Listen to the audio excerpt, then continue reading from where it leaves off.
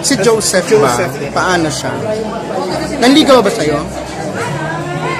Kung alam ko naliligaw, actually hindi ko din talaga. Ano ginagawa niya sa'yo para paano yung feeling na naliligaw siya sa'yo? Si Joseph never siya nawala sa radar. Alam mo yung kahit hindi kami magkatrabaho, andyan pa rin siya anytime. And lagi pa rin siyang nangangamusta sa akin, lagi pa rin nagyayaya.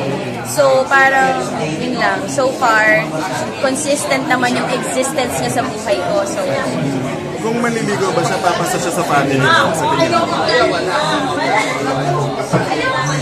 Siguro naman. Pwede naman. Bakit? Ano yung meron? Ba't siya papasa? Ayaw mo ba sa kanya? Kasi ang maganda kay Joseph is very mysterious siya. So hindi naman siya yung guy na out there na parang ang dami mong alam sa past niya, ang dami mong... So with Joseph is very mysterious and is very parang alam niya yung personal niyang buhay, iba sa showbiz. So I think pwede naman.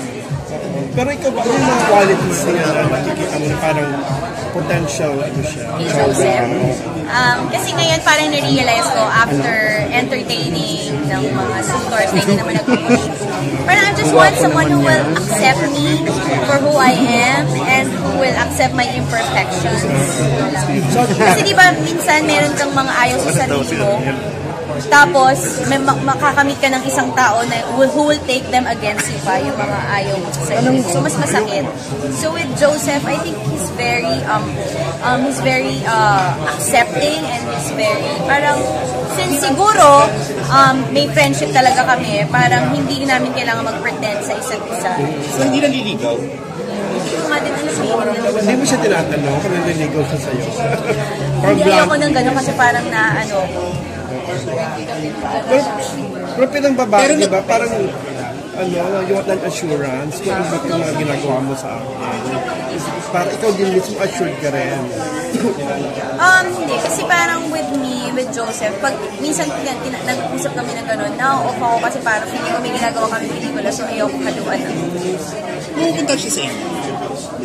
Yun pa, hindi pa siya yung unannounced na pupunta. Pero si Joseph, lagi siyang, hindi ko alam kung baka generous talaga siyang tao. Lagi siyang inaabot sa akin, binibigay.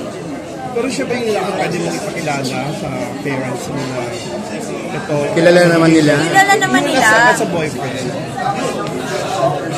Malalaman ko niya kung manliligaw talaga siya sa akin.